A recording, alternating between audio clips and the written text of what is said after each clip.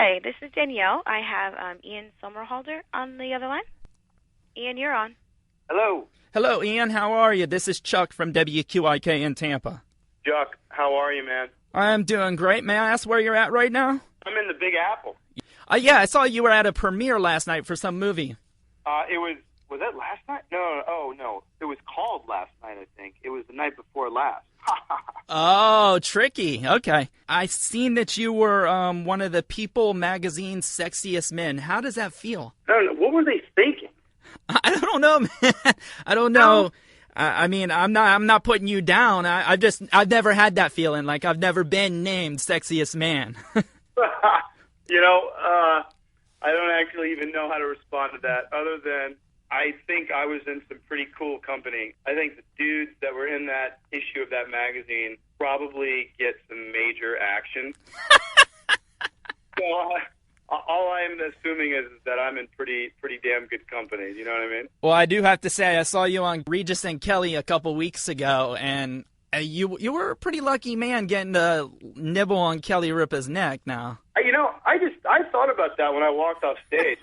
That was wildly inappropriate, and I've known her now for several years, and I don't know if she's otherwise engaged, and how much they would appreciate that, but it was fun. That is for sure. Besides acting, but that was, that was awesome. And I know they got into your personal. They asked you if you had a girlfriend, and you said it was the Vampire Diaries. I thought that was a trip, man. I know you're on Vampire Diaries. You've also got some other acting credits that people may recognize you from, and that's Lost and Smallville. How does Vampire Diaries compare to, like, Lost? Because Lost was a pretty popular show. Lost was a ginormous entity of, I think, genius proportions. The difference typically with Vampire Diaries is it's a much more youth-oriented show. And what's really amazing about that is that the fans are so passionate about the show and the storylines. And what's amazing is that the decibel level in which they can express to you how much they love the show. It's so powerful, man. I mean, it really is. It's a really cool thing. It's terrible for the ego, because that amount of screaming and the vibration that happens to you is it's like euphoric almost, and very bad for the ego, Paul Wesley and I always say.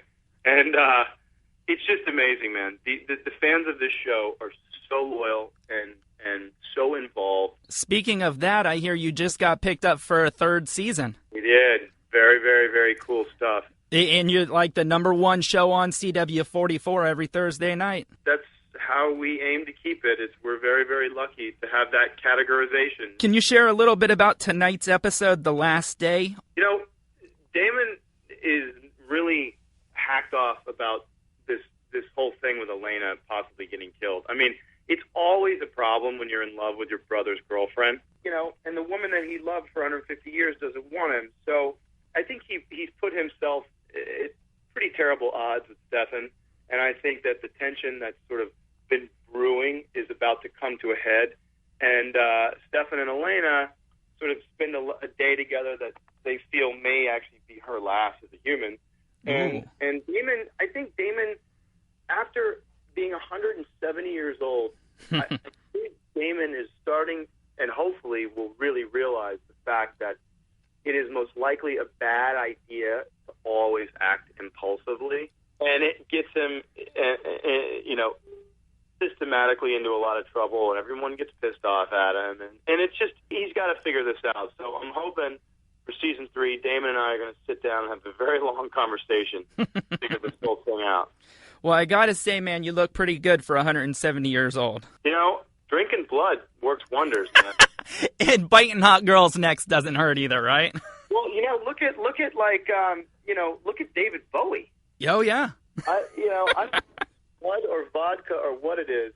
Well, Ian, we love the show, especially down in here in Tampa. It's on every Thursday night. That's tonight on CW44 from 8 to 9 p.m. I'm in acting class, Ian, and I've got a friend that's a huge fan of the show. So if you could just say hello to him. His name's Jeff Turner. Hello, brother Jeff Turner. And I dig the fact that you were taking an acting class, man. I think that's one of the coolest ways to sort of understand the process of this. this whole game is acting classes are interesting, especially you're in the radio world as well. It really teaches you to listen, and that is what's kind of profound about studying acting. Actually, you know, in my class, I've got a couple people in my class that have actually been on your show, Vampire Diaries. You're kidding. No, I'm dead serious. One of them's name's Michael Rourke. I don't remember what character he played, but he was like with one of the girls.